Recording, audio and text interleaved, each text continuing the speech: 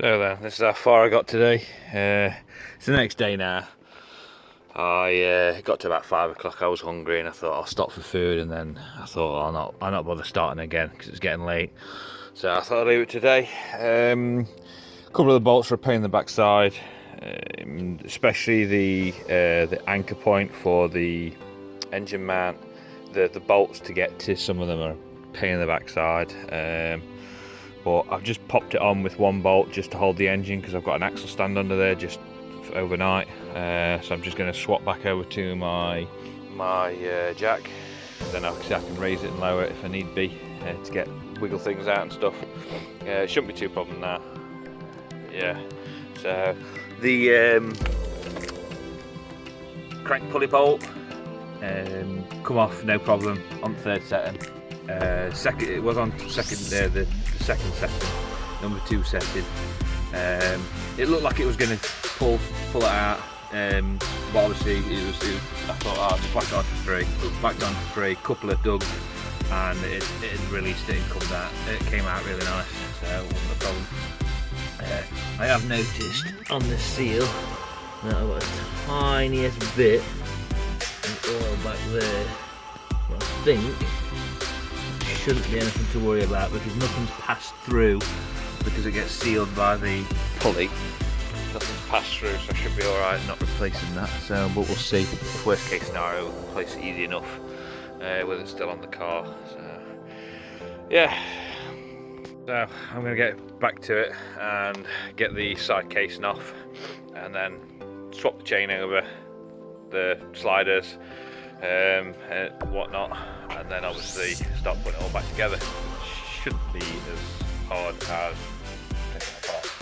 So yeah, I'll pick back up once I've got it swapped over and got the case over probably, and show you the difference in the changes and stuff like that, usual stuff. So catch you in a bit. I finally got it off. It was a bit of a pain in the arse. The VHT stuff that they put on it at the factory is obviously extremely good because it was like super glued on. Yeah, as you can see, my tension is almost all the way out. My chain up top's still fairly tight, so I'm just at the limit where it's not too bad. But as you can see, from here, when this chain starts passing that bolt from looking up above, that's when you know is that you've got, obviously it's getting towards its end of life and stretching out to where the tension is not going to be able to keep it taut, and that's when you skip a tooth and blow your engine up when you're up the rev range. So anyway, I'll get the chain off, show you the differences between the chain. Yeah, quick trick as well, when you got your tensioner here and you've been a cheapskate and not bought a new one, because generally these don't tend to break all that much anyway, unless it probably gets extended right out and comes apart, then I'd probably reuse it. It seems pretty decent. The clicker seems nice and sharp, but what you do is basically down this little hole, well, you can see basically down the little hole here, there's a little mechanism that basically goes up the teeth to keep it out, so when the engine's off it keeps it torqued to the best it can, and then obviously when you start the engine up, oil pressure goes in and obviously keeps it taut that way, until it gets to the next tooth sort of thing, and it just goes on and on and on. But it's hard to show you, but obviously what you need to do is you need to push that pin back as you push this in, and obviously just be careful because oil will leak out on the other side. But yeah, I'll have to put the camera down to do that, but I'll show you once I've done it. Right, and then once you've got it so far, just a small Allen key, you'll see like a little notch in the back of this pin here, and then obviously just slide it in, and then that'll keep it locked, so when you put it back in, you'll put it back in like that. Get everything all ready.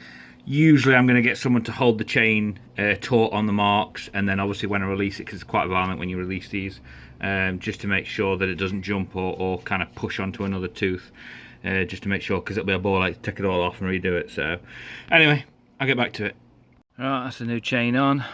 Obviously you've got your timer marks there, you've got your central one there, you've got your little copper one there, them 2 dashes there, yes, they don't line perfectly up at the moment because obviously there's tension on one side at the moment. You can probably make it easier on yourself if you check the spark plugs out, kind of rotate the engine a few times, it should reset